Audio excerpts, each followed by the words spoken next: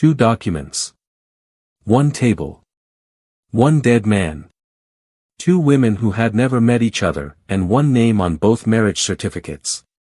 Stop what you are doing right now. Because what you are about to hear is the kind of story that makes you want to call your mother, check your bank account, and Google your husband, all at the same time. November 4, 2023. 2:08 in the afternoon. Toronto, Ontario. A law office on the 34th floor of a glass tower on Bay Street. Rain slamming the windows like it was trying to get in on the drama. A document slides across a polished conference table, marriage certificate. 2008, another document placed right beside it. Marriage certificate. 2018, same groom, different brides. Marisol Aguinaldo stares at both papers. Her hands are shaking so badly she has to press them flat against the table just to keep herself together. The woman sitting across from her, calm, composed, wearing a simple gray blazer and a diamond ring the size of a small planet, whispers just one word. What? A lawyer clears his throat.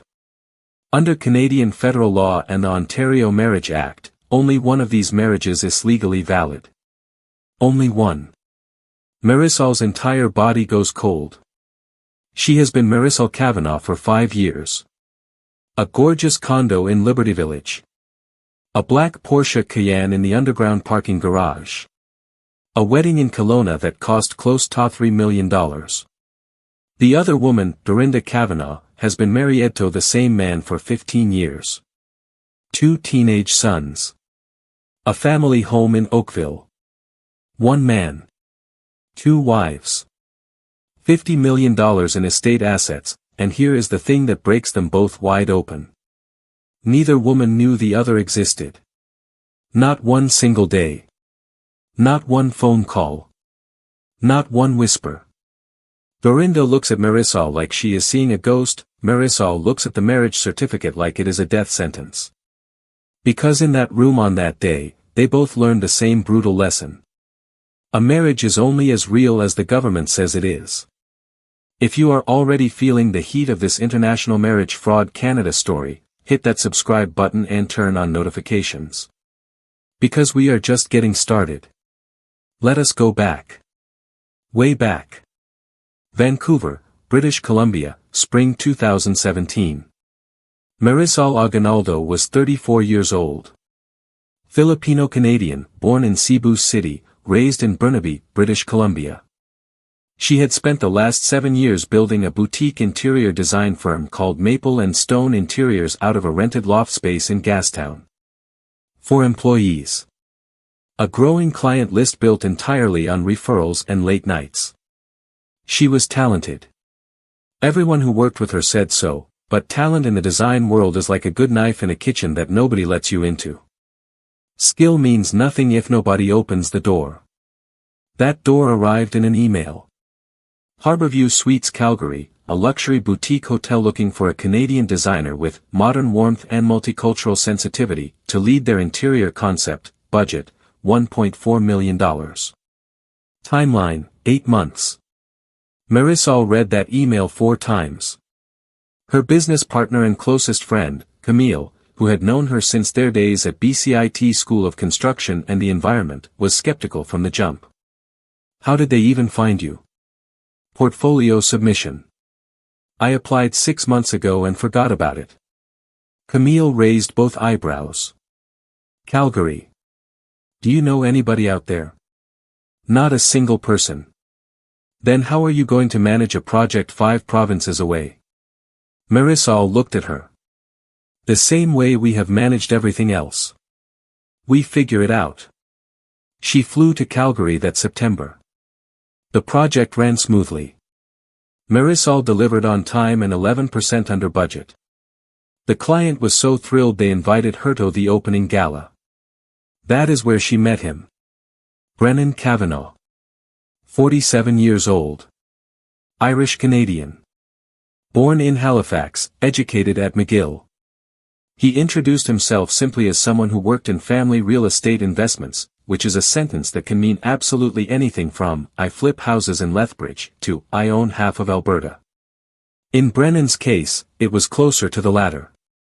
The chemistry was immediate. But Marisol was not naive. She Googled him that very night in her hotel room. Brennan Emmett Kavanaugh. Director at Kavanaugh Capital Group. Board member of 2 real estate development firms based in Calgary and Toronto. Photos of him at economic forums in Ottawa and New York. A few charity gala appearances. Ribbon cuttings. Nothing scandalous. Nothing that raised a single red flag. He asked her to dinner the next night. Breakfast 2 days later. By the time Marisol flew back to Vancouver, they had exchanged numbers and he had already sent her the contact details for a developer in Edmonton who was looking for design consultants. "Stay in touch," he had said. "I think you are going to do very well here." And just like that, the story of this international marriage fraud Canada case had its opening chapter. The courtship happened fast. But it did not feel reckless. Brennan was deliberate in everything he did. He texted Marisol in the mornings, not flood texts, not needy double messages. Just enough to let her know she was on his mind. He asked about her projects. He sent her articles about the Toronto design market. When she mentioned she was struggling to break into hospitality clients in Montreal, he introduced her to a hotel group within 2 weeks. By December, he was flying to Vancouver to see her. By February, she was meeting him in Tulum, Mexico for a long weekend. By April, they were sitting front row at Toronto Fashion Week, and Marisol's Instagram was suddenly receiving messages from friends she had not spoken to in years. Her closest friends were cautious. Over brunch in Gastown, her childhood friend Yvette, who had zero patience for nonsense, said what everyone was quietly thinking. "You have known this man 6 months and he is already talking about marriage. He has not proposed yet. But I know he is going to." "Marisol," Yvette said slowly. "I say this because I love you. International relationships are complicated. Especially when one person is a lot richer than the other." Marisol laughed. "So is running a business. I will figure it out." Brennan proposed in May 2018. Rooftop restaurant in downtown Toronto. A 12-carat yellow diamond solitaire that caught every light in the room like it was performing. Marisol said yes before he even finished the question. The wedding was in Kelowna, August 17, 2018. A vineyard on the lake. $3 million. 160 guests. Most of them hers, family from Cebu who flew in, college friends, industry contacts she had worked hard to impress. It was perfect. Except for one thing. Not a single member of Brennan's family showed up. When Marisol asked about it weeks before the wedding, Brennan had a smooth answer ready. "They are a bit traditional. A bit old-fashioned about formal ceremonies. They will come around once we are settled in Toronto. I promise." Marisol wanted to believe him. Honestly, part of her was relieved. She did not want to navigate a full family introduction while also planning the biggest event of her life. But her mother noticed. The night before the wedding, Ligaya Aguinaldo pulled her daughter aside in the bridal suite. "Anik," she said. "Do you really know this man?" Marisol laughed. "Mama, I am marrying him in the morning." "That is not what I asked." Marisol's smile softened. "I know enough." Her mother held her gaze for a long moment. "Marriage is not about enough. It is about everything." Marisol kissed her on the cheek. "I've got this, Mama, trust me." "Oh, Marisol. We all wish you had listened." For all the viewers following this international marriage fraud Canada story with us, pause here for a second. Ask yourself, how many of these red flags would you have ignored for a 12-carat diamond and a vineyard wedding? Be honest in the comments. We are a judgment-free zone, mostly. The honeymoon was Maldives. Overwater bungalow. Private chef. Sunsets so good they looked like someone had applied a filter. On the 3rd day, Brennan asked Marisol to sign some documents. "Just formalities," he said, almost casually. Property registration for the condo in Toronto. Insurance policies, standard paperwork for when one spouse is non-resident in a province. Marisol looked at the papers. Dense. Legal. Some sections in French that she did not fully understand. Should I not have a lawyer look at these first? My attorney already reviewed everything. He is one of the best in Toronto. I can walk you through each clause if you want, but honestly it is going to take hours and your cocktail is going to get warm. Marisol looked at this man. The man who had flown her entire family business class from Cebu. The man who had opened career doors she had been knocking on for years, the man she had just married. She signed. Looking back, that was the moment everything was decided, but in the moment, it just felt like trust. It felt like love. It felt like finally. By September 2018, Marisol was living in Toronto full-time. A 2-floor condo in Liberty Village, floor-to-ceiling windows overlooking the lake. A black Porsche Cayenne in the private underground garage. A housekeeper who came 3 times a week and cooked breakfast on Fridays. Her residency sponsorship for Ontario corporate work permits came through a company called Lakeridge Holdings Incorporated. Brennan explained it was part of the family portfolio. Easier for tax purposes in Ontario, he said. She did not question it. And her business exploded.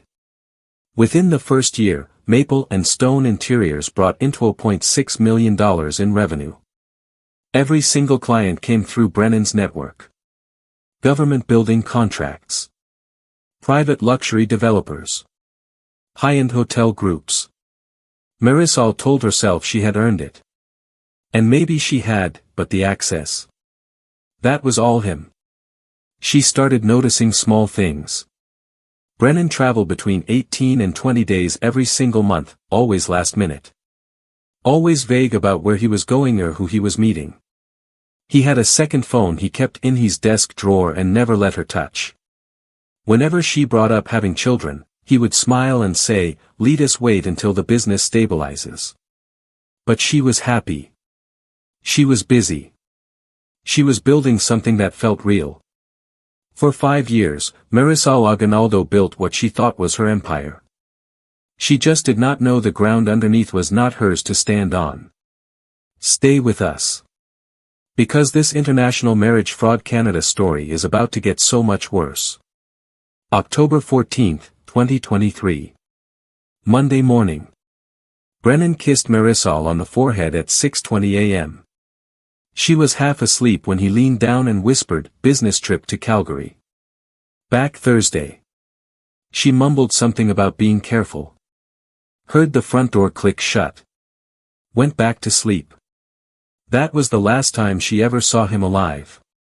His final text arrived that afternoon while she was in a client presentation. Back Thursday. Don't work too hard, then a heart emoji. She replied with a heart and did not think about it again. October 16, 2023. Wednesday. 11:52 at night. Marisol was in bed reviewing tile samples on her iPad when her phone rang. Unknown number. Toronto area code. She almost did not pick up. Something made her answer. Mrs. Kavanaugh. A man's voice. Formal. Tight with something she could not name. Yes. My name is Terence. I work with your husband. There has been an accident. The room went very still. What kind of accident? A pause. Too long. His private plane went down this afternoon on approach to Calgary International. I am very sorry. Marisol's brain stopped processing language. Plane down, sorry. Is he? She could not finish the sentence. There were no survivors. Here is what they told her in the days that followed. Brennan Kavanaugh's chartered Cessna had been on approach to Calgary International Airport when air traffic control lost contact. The wreckage was found 40 minutes later in an open field east of Cochrane, Alberta. The plane had gone down nose first. The impact was catastrophic. 2 casualties. Brennan. And the pilot, a young man from Winnipeg named Darius Pelletier who had been flying private charters in Western Canada for 9 years. Transport Canada opened an investigation immediately. Initial reports suggested instrumentation failure. Nothing confirmed. Marisol heard all of this through a fog. The next 72 hours were a blur of phone calls, paperwork, and people she did not know making decisions she did not understand. The funeral was held on October 19, 2023 at a church in Oakville that Marisol had never heard Brennan mention once in 5 years of marriage. She wore black. She arrived to a parking lot already full of people she did not recognize. She walked into that church alone. Sat in the back. Looked around at hundreds of mourners she had never met. And across the aisle, sitting in the very front row, was a woman in a simple dark blazer with 2 teenage boys flanking either side of her. The woman's shoulders shook with quiet, controlled grief. Marisol assumed she was Brennan's sister. Or a cousin that it did not even occur to her to ask. She sat through a service she barely understood, watching strangers mourn a man she thought she knew. After the burial, people offered condolences. They asked if she needed anything. But no one invited her to sit with the family. No one asked her to ride in the family cars. No one introduced themselves as his wife's people. She stood at the edge of that crowd feeling like a guest at her own husband's funeral. And maybe, just maybe, that is exactly what she was. Comment below right now. Team Marisol or Team Dorinda? And no, you cannot say both. Pick a side. We will revisit your answers later and I promise it is going to be interesting. October 28, 2023. Monday morning. Marisol was back in the Toronto condo trying to figure out what came next when a courier arrived at the door with a thick envelope. Heavy card stock. Embossed letterhead. Whitmore and Associates, Legal Counsel. Estate of Brennan Emmett Kavanaugh. Mandatory Beneficiary Meeting, November 4, 2023. 2 p.m. Marisol exhaled. Finally. Something concrete. She called her attorney, Rochelle Domingo, a sharp, no-nonsense Filipino-Canadian lawyer based in Mississauga who had handled Marisol's business contracts for years. They are calling you in for the estate reading, Rochelle said. That is standard. But Marisol, I need you to be prepared. Canadian estate law under the Succession Law Reform Act can get very complicated when there are competing claims and corporate assets involved. What does that mean exactly?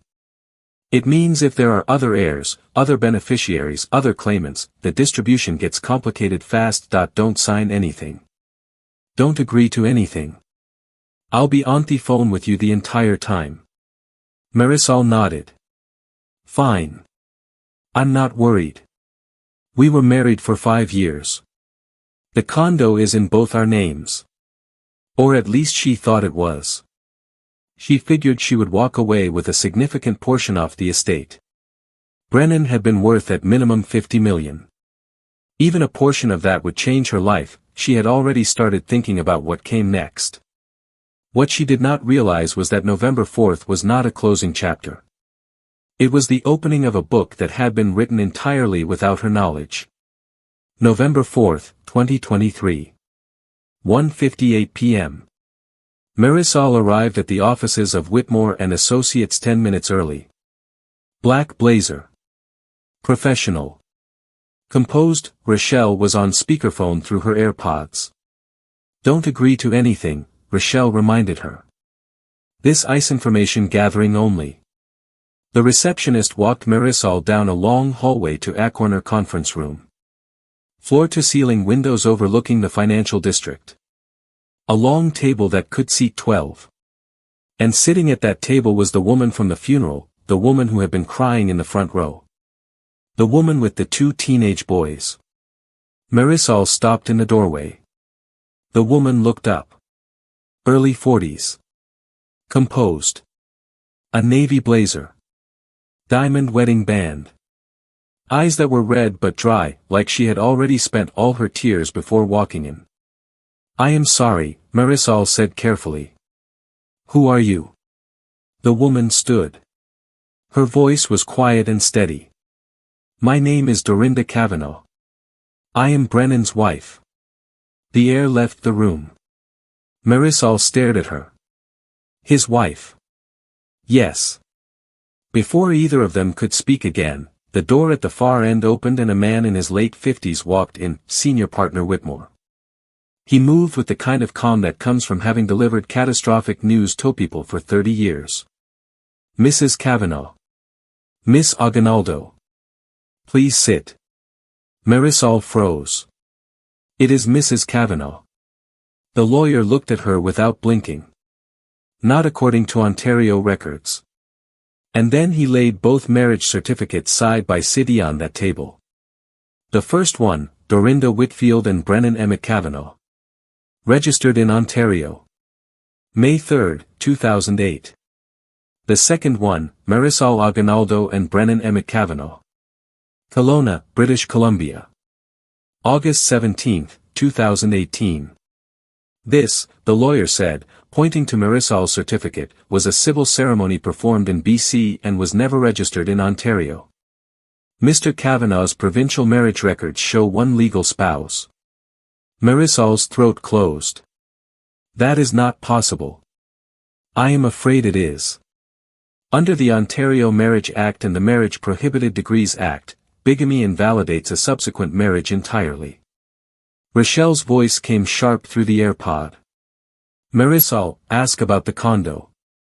The condo, Marisol said. We are both on the title. No, Whitmore said quietly. The Liberty Village property is registered entirely under Lakeridge Holdings Incorporated. Then I own a share of that company. You do not. He slid a corporate registry across the table, Dorinda Cavanaugh. 51% shareholder.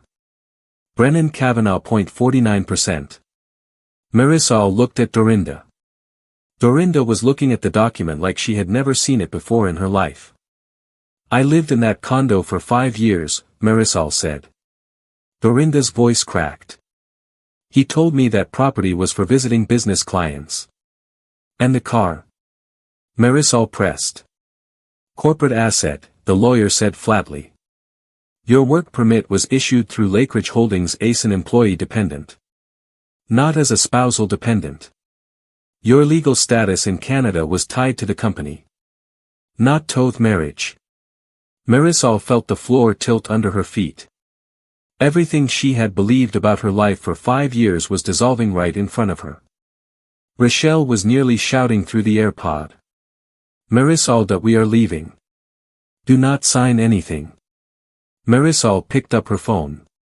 Turned to Dorinda. Said the only thing left to say. Did you know about me? Dorinda's eyes filled. No. I swear to you I did not know that. I thought you were a colleague. Someone mentioned an Asian woman at the funeral. I assumed you worked with him. And in that moment, Marisol saw it. Not an enemy. Not a rival. A mirror. The same confusion. The same betrayal. The same sick understanding that the man they had both loved had been living 2 completely separate lives without either of them knowing. Marisol looked at Dorinda one last time before she walked out. Did you love him? Dorinda's chin trembled. Yes. So did I.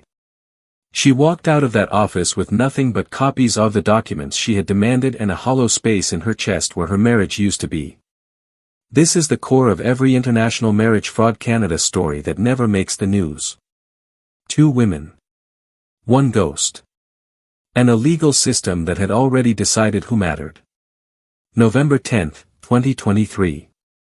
Marisol landed at Vancouver International Airport with 2 suitcases and $91,000 in her savings account.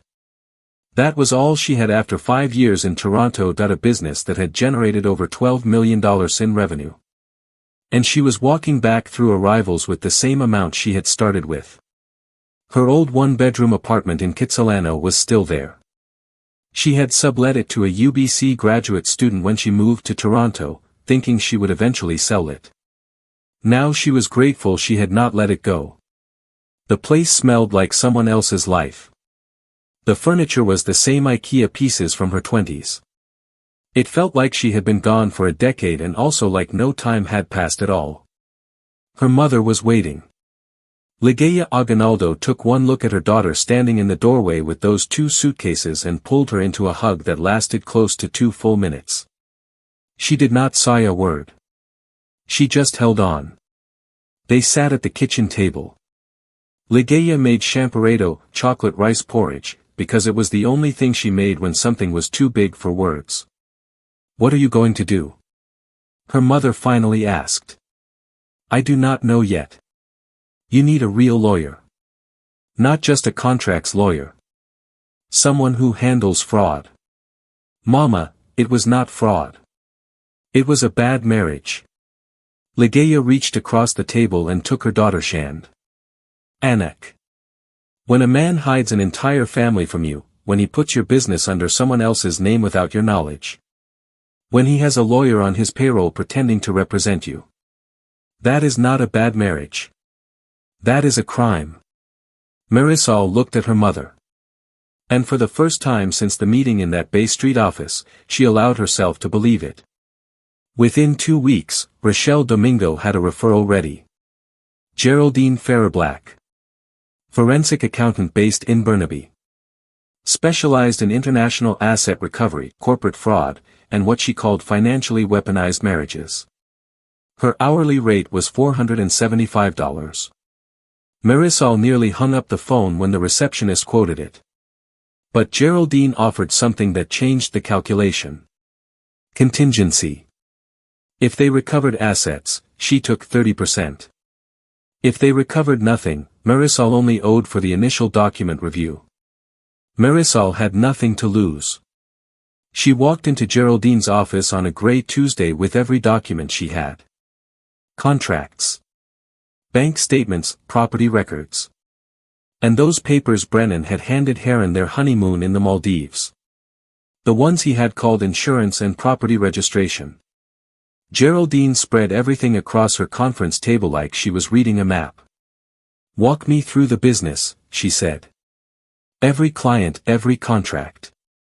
Every wire transfer." Marisol went through it all. Maple and Stone Interiors, founded 2012. Modest client base in BC until 2018. Then after the wedding, the contracts started flooding in, hotel groups. Government buildings. Private luxury developers. "How much did you invoice between 2018 and 2023? Marisol pulled up her accounting software. 12.4 million. Geraldine's eyebrows lifted.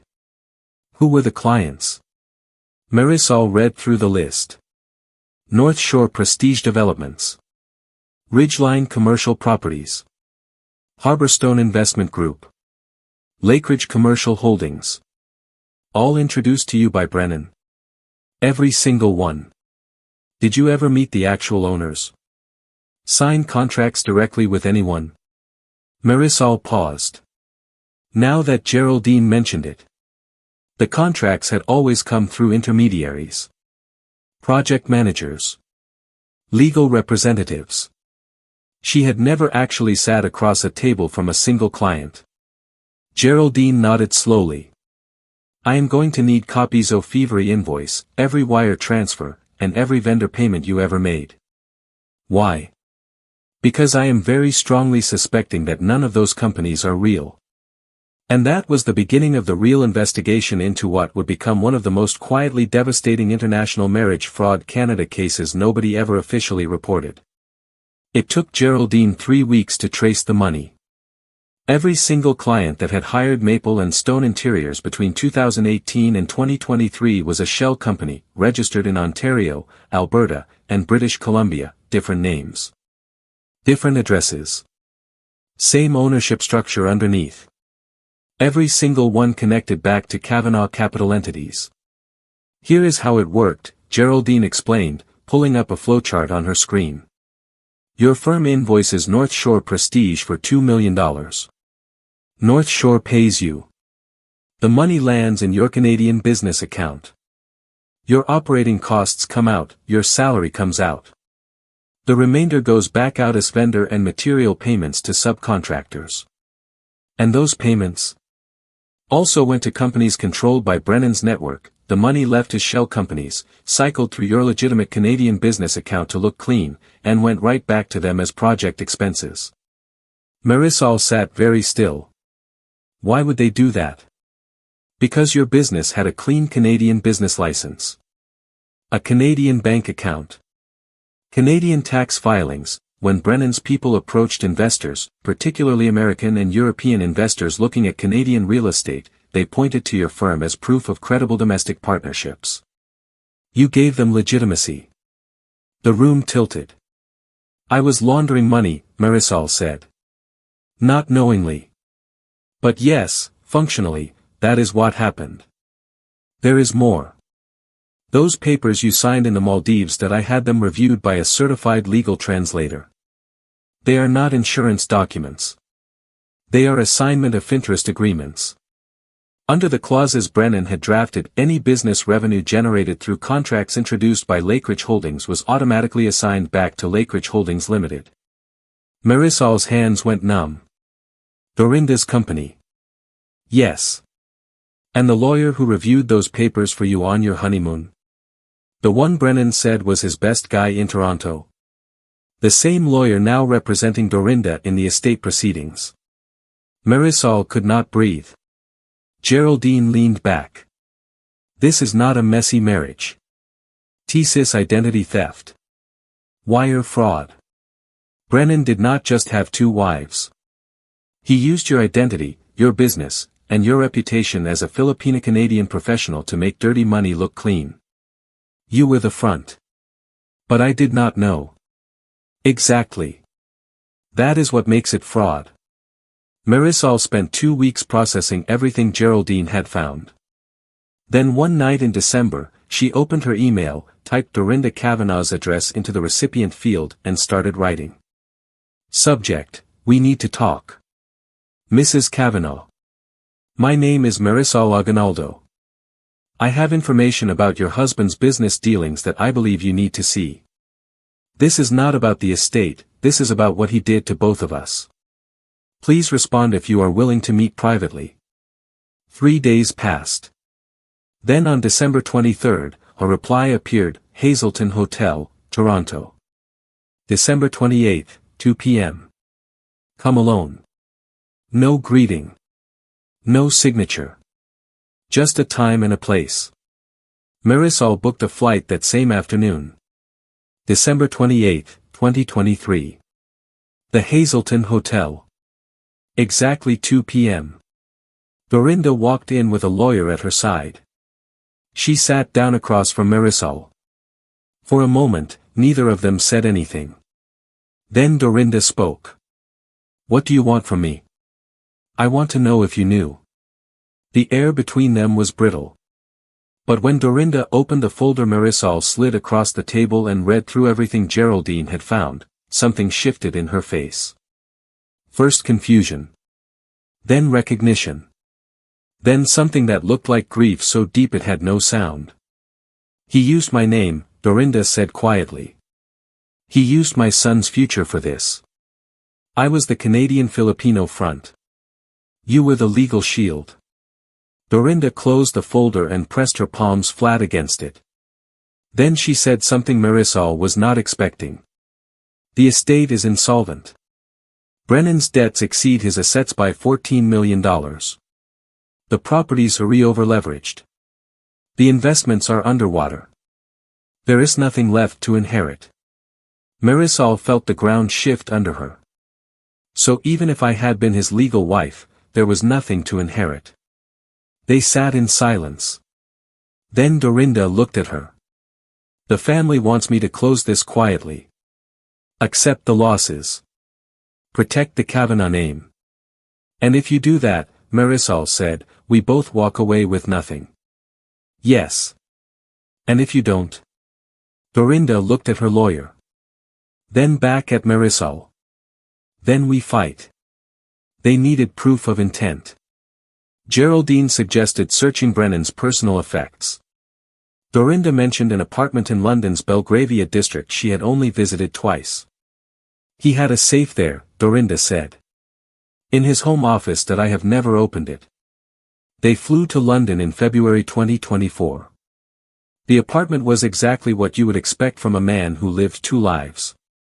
Expensive. Anonymous. Minimal furniture. The kind-of place that does not belong to anyone. A locksmith took 40 minutes to crack the biometric safe. Inside, 3 passports under different names.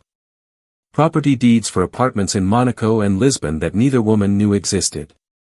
And a Samsung phone, powered off, sealed in a plastic bag. Geraldine extracted the data overnight. The phone's passcode was 4 digits. Dorinda knew it immediately. Their oldest son's birthday. Even in his secrets, he was lazy. The messages on that phone told the entire story. A contact saved only as BH, later identified as a Calgary-based developer with ties to multiple provincial government contracts. The thread began in October 2017. Right around the time Brennan had met Marisol at that Calgary hotel gala. The first message read, "Found the perfect front. Filipino-Canadian. Design credentials. Hungry for big clients. She will open doors in Vancouver and Toronto.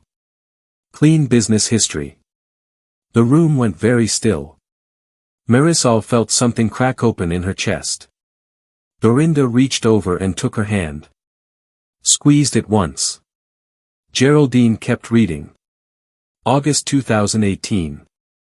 The honeymoon. She signed the assignment papers. Cannot read the legal clauses without a translator, her lawyer is on our payroll. Everything routes through Lakeridge. March 2021. The investors in Boston love her firm's profile, closed $3.2 million in capital commitments, they think they are backing a Canadian design company. June 2023. 4 months before the plane went down. Dee is getting suspicious about the travel schedule. Maine to end the Filipino arrangement soon. She has served her purpose. Marisol stood up. Walked to the window. Outside, London was grey and indifferent. Geraldine scrolled further. Found a draft divorce petition dated September 2023. The stated grounds, Marisol had violated the terms of her Canadian corporate work sponsorship. All fabricated. But it would have worked. He was going to have her deported before she could challenge a single thing. Marisol turned around. He was going to throw me away. Dorinda's voice was very quiet. He did the same to me, just more slowly. Did he ever love either of us? Dorinda looked at the phone like it might answer. I do not think Brennan loved anyone. I think he loved what we could do for him. And there it was. The whole truth of this international marriage fraud Canada story, sitting on a table in a London apartment belonging to a dead man. They hired a lawyer named Felicity Tran. 53 years old. Vietnamese Canadian. One of the few female senior partners at a major Bay Street litigation firm. She had built her entire reputation on financial fraud cases involving what she called marriages weaponized as business instruments. She met Marisol and Dorinda at her downtown Toronto office, reviewed everything, and leaned back in her chair.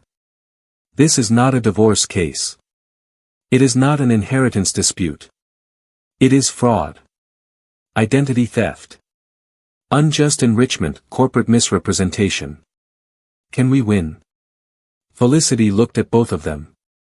Winning is not about recovering everything. Winning is about making them Putin writing what they did. They filed a civil suit in Ontario Superior Court in April 2024. Not against Brennan. He was dead. Against the estate, against the shell companies. Against the corporate structures that had been built on both women's identities. The Kavanaugh family made their move within 2 weeks. A lawyer called Marisol directly and offered her $500,000 to drop the case and sign a non-disclosure agreement. Marisol's response was one word. No. 2 days later, she received a letter threatening to report her to the Canada Revenue Agency for failure to properly declare foreign income through her business. It was a bluff. Geraldine had already confirmed that every dollar Maple and Stone Interiors had ever earned was properly declared. Felicity forwarded the letter to the Financial Transactions and Reports Analysis Centre of Canada, FINTRAC, with a formal complaint about intimidation tactics. The family went quiet. March 2024. The case leaked to the press. Nobody knew how, maybe a courthouse clerk. Maybe someone in the Kavanaugh family trying to get ahead of the story. Either way, the headlines came fast. Filipino-Canadian designer claims Toronto husband ran marriage as corporate fraud scheme. 2 wives, 1 dead man, $50 million in disputed assets. Kelowna wedding, Liberty Village condo, and a company neither bride knew they were financing. Marisol's social media exploded. Thousands of comments, half of them supportive. Women sharing their own story saw financial manipulation inside international marriages, the other half were brutal. Gold digger. You knew what you were getting into. You just wanted the lifestyle. She stopped reading after the first day. The hate comments never stopped. But neither did she. This is something every International Marriage Fraud Canada story gets wrong in the headlines. They make it about money. It was never about money. It was about proof that it was about making someone put in writing that you existed, that you were used, that you were not invisible. The trial moved through 2024 and into 2025. During discovery, Geraldine found offshore accounts in the Cayman Islands and Luxembourg opened in 2016 under shell names Marisol had never heard. Combined balance, $7.2 million. Brennan had been quietly siphoning money for years. When Felicity presented the wire transfer records in court, the estate's legal team tried to claim the accounts did not exist. Geraldine had every transfer. Every deposit, every withdrawal. Traced back to companies Brennan had personally controlled. The estate's defense started crumbling. Marisol testified via video link from Vancouver in June 2025. 4 hours of questions. The judge asked the one she had been dreading. Did you not find it unusual that your husband was away 18 to 20 days every month? Marisol took a breath. At the time, no. He told me he was building something. I trusted him. You signed legal documents you did not fully understand. Why? Because the lawyer who reviewed them was presented to me as my independent counsel. I did not know he was on my husband's payroll. You lived in a luxury condo and drove an expensive vehicle. Did you believe you had earned that lifestyle? And here is where Marisol had to be completely honest. I thought I was building it with him. I thought we were partners. I was wrong. Dorinda testified in person 2 weeks later. Simple Blazer.no jewelry. Voice steady. My husband used my name to create companies I did not know existed. He put my son's future at risk to fund schemes I had no knowledge of. He lied to me for 15 years. She paused. I will not protect his legacy. I will protect my children.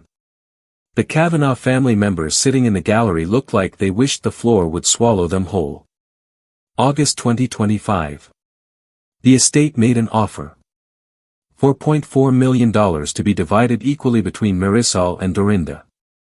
Full legal ownership of Maple and Stone Interiors transferred back to Marisol's name. A public statement from the estate acknowledging that Marisol Aguinaldo had been defrauded through misrepresentation and that her business had been used without her knowledge or consent.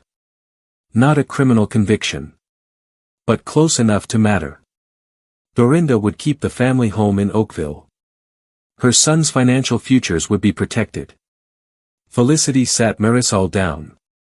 The offshore accounts are being seized by the courts. If you push to full trial you could walk away with nothing. Dorinda called her from Oakville. I cannot do this any longer, she said quietly. My boys are being tormented at school. The entire extended family has cut us off. I need this to end. They accepted the settlement in September 2025. After legal fees of close to $1.2 million, Marisol walked away with $1.6 million, not the $25 million she had imagined when she got that call about the plane going down. Not even close. But it was acknowledgement. It was proof. It was someone putting in writing that what happened to her was real. She was here. She had mattered. She would not be erased. October 2025. Toronto. Marisol flew back one last time to sign the final settlement papers. She met Dorinda for coffee at a hotel near the financial district. The same skyline Marisol had woken up to for 5 years. Now it just looked like steel and glass. Beautiful. Empty. They ordered lattes neither of them touched. It was awkward. Not hostile. Just heavy. Two women connected by something neither of them would ever fully be free from. Dorinda spoke first. Do you ever wonder if he loved either of us? Marisol had turned that question over in her head every day for 2 years. I think he loved the idea of us. The Filipino-Canadian wife who made him look inclusive and progressive. The Anglo-Canadian wife who made him look established and traditional. We were performances, Marisol said. We were, Dorinda agreed. All fabricated. But it would have worked. He was going to have her deported before she could challenge a single thing. Marisol turned around. He was going to throw me away. Dorinda's voice was very quiet. He did the same to me, just more slowly. Did he ever love either of us? Dorinda looked at the phone like it might answer. I do not think Brennan loved anyone. I think he loved what we could do for him. And there it was. The whole truth of this international marriage fraud Canada story, sitting on a table in a London apartment belonging to a dead man. They hired a lawyer named Felicity Tran. 53 years old. Vietnamese Canadian. One of the few female senior partners at a major Bay Street litigation firm. She had built her entire reputation on financial fraud cases involving what she called marriages weaponized as business instruments. She met Marisol and Dorinda at her downtown Toronto office, reviewed everything, and leaned back in her chair. This is not a divorce case. It is not an inheritance dispute. It is fraud. Identity theft. Unjust enrichment, corporate misrepresentation. Can we win? Felicity looked at both of them. Winning is not about recovering everything. Winning is about making them Putin writing what they did. They filed a civil suit in Ontario Superior Court in April 2024. Not against Brennan. He was dead. Against the estate, against the shell companies. Against the corporate structures that had been built on both women's identities. The Kavanaugh family made their move within 2 weeks. A lawyer called Marisol directly and offered her $500,000 to drop the case and sign a non-disclosure agreement. Marisol's response was one word. No. 2 days later, she received a letter threatening to report her to the Canada Revenue Agency for failure to properly declare foreign income through her business. It was a bluff. Geraldine had already confirmed that every dollar Maple and Stone Interiors had ever earned was properly declared. Felicity forwarded the letter to the Financial Transactions and Reports Analysis Centre of Canada, FINTRAC, with a formal complaint about intimidation tactics. The family went quiet. March 2024. The case leaked to the press. Nobody knew how, maybe a courthouse clerk. Maybe someone in the Kavanaugh family trying to get ahead of the story. Either way, the headlines came fast. Filipino-Canadian designer claims Toronto husband ran marriage as corporate fraud scheme. 2 wives, 1 dead man, $50 million in disputed assets. Kelowna wedding, Liberty Village condo, and a company neither bride knew they were financing. Marisol's social media exploded. Thousands of comments, half of them supportive. Women sharing their own story saw financial manipulation inside international marriages, the other half were brutal. Gold digger. You knew what you were getting into. You just wanted the lifestyle. She stopped reading after the first day. The hate comments never stopped.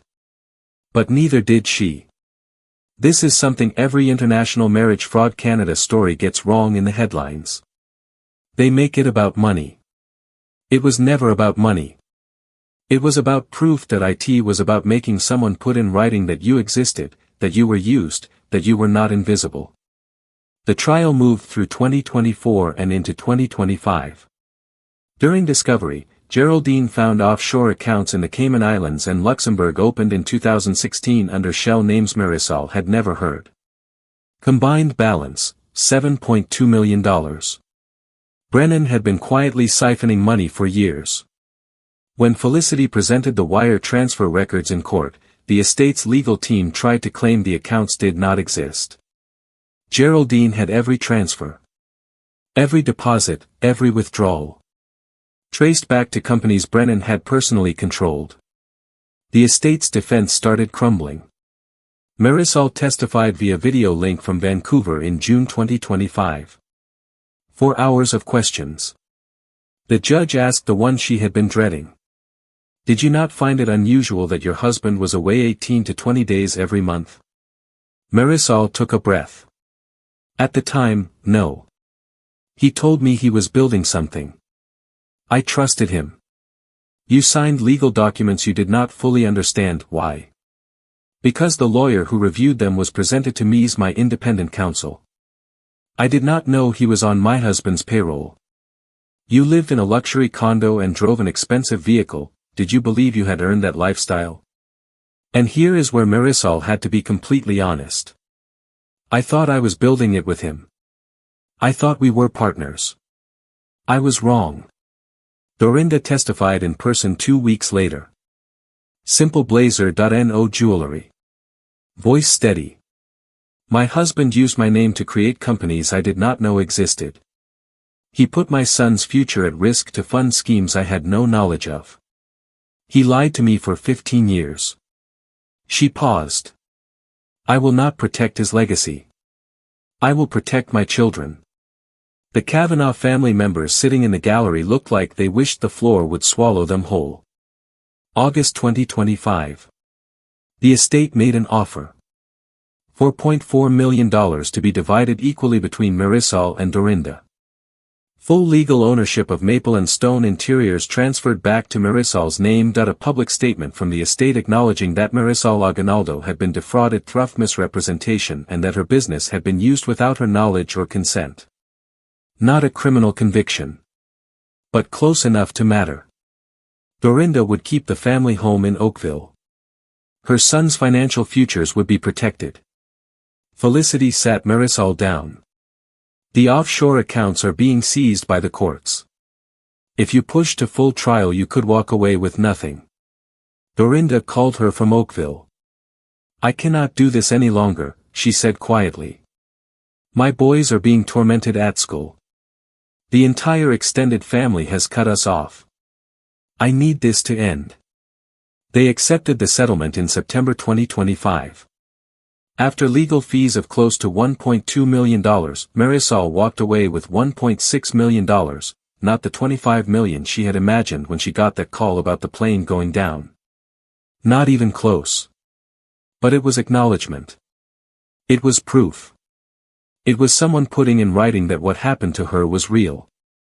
She was here. She had mattered. She would not be erased. October 2025. Toronto.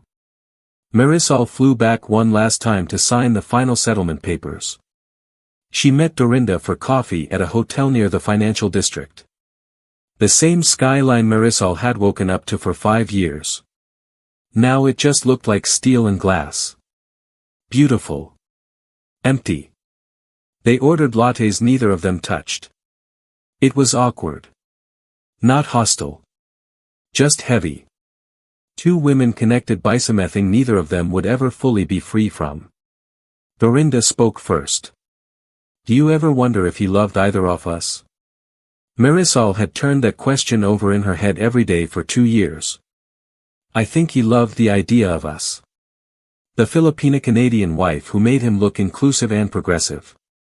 The Anglo-Canadian wife who made him look established and traditional. We were performances, Marisol said. We were, Dorinda agreed.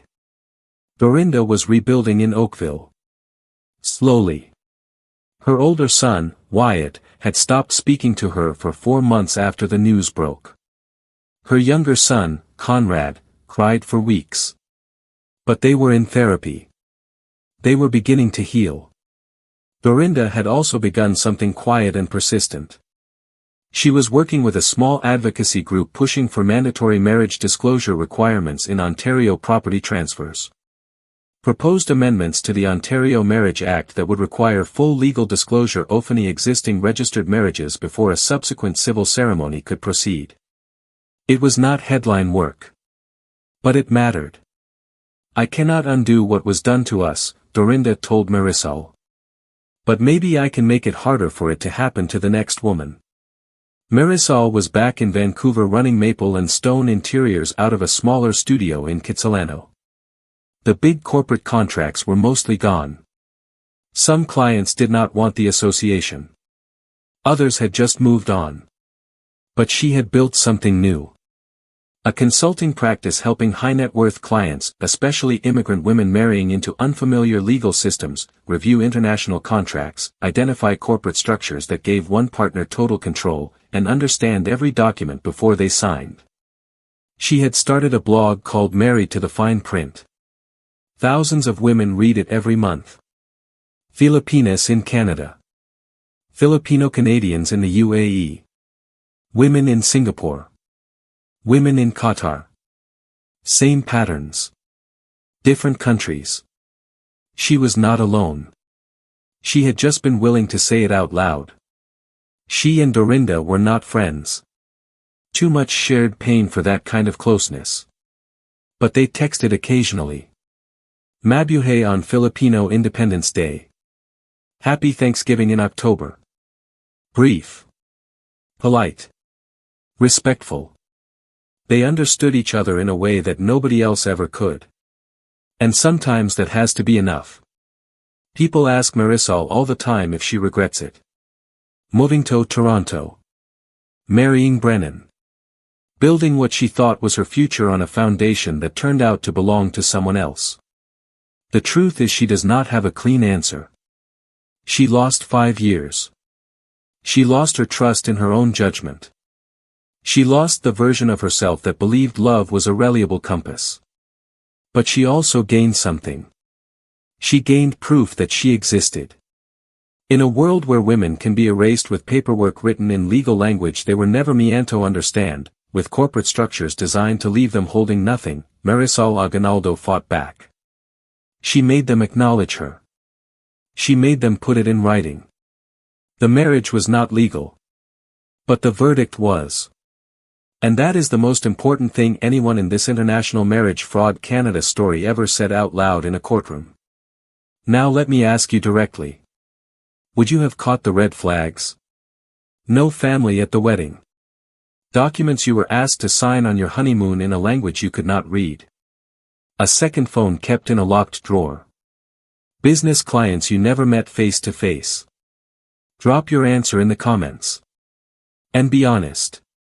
We all want to believe we would catch these things. But Marisol was smart, successful, and careful. And she did not. Because the person setting the trap was smarter about hiding it than she had any reason to suspect. That is the reality of financial fraud disguised as love. If this International Marriage Fraud Canada story made you stop and think, share it. Right now. Send it to a friend, send it to the group chat. Someone in your circle needs to hear this before they sign something they cannot take back. And as for Marisol Aguinaldo, she is still in Vancouver. Still designing. Still consulting. Still writing. She is not a cautionary tale. She is proof. As for Dorinda Kavanagh, she is still in Oakville. Still fighting. Still pushing for the legal changes that might protect the next woman. As for Brennan Emmett Kavanagh, his estate remains in legal proceedings. His offshore accounts are being reviewed by Canadian authorities. His name now appears in 2 women's stories of survival. That might be the most honest legacy a man like him ever deserved. If this channel has ever given you something to think about, something to share, or something to hold on to, please subscribe.